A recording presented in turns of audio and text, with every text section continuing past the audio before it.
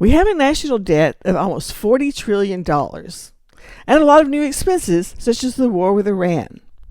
Some people think the government is raiding Social Security to pay for these new expenses.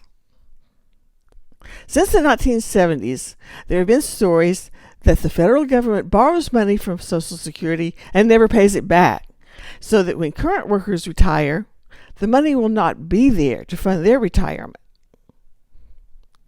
And some people tell us that Social Security is already bankrupt, because if you look into the funds, you'll find nothing but IOUs.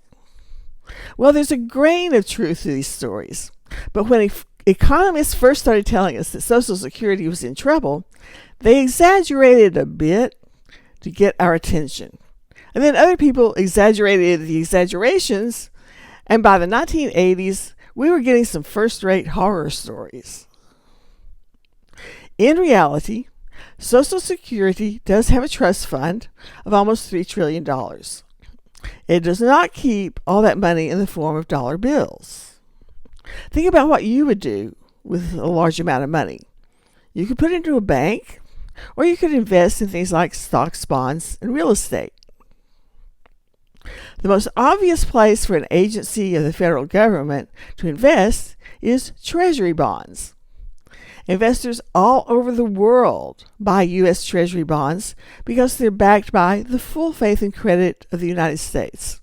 I have Treasury bonds in my retirement account. Treasury bonds are just very common. Both Treasury bonds and cash are paper assets backed by the world's strongest economy. The main difference is that while you put cash in banks to get interest, the Treasury bonds pay interest on their own.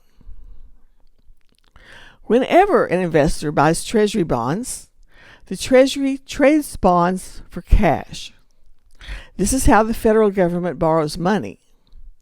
When the bonds are mature, the Treasury returns the money to the investor in exchange for the matured bonds. Long-term investors may use that cash to buy new bonds.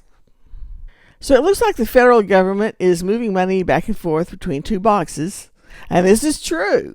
We do it that way because a lot of people like to see the funding numbers for Social Security separate from all the other government functions.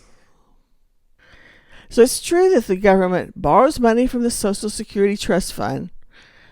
It's not true that they never pay it back. They always pay back their bonds. We do have some monetary problems, but borrowing money from the Social Security Trust Fund is not one of them.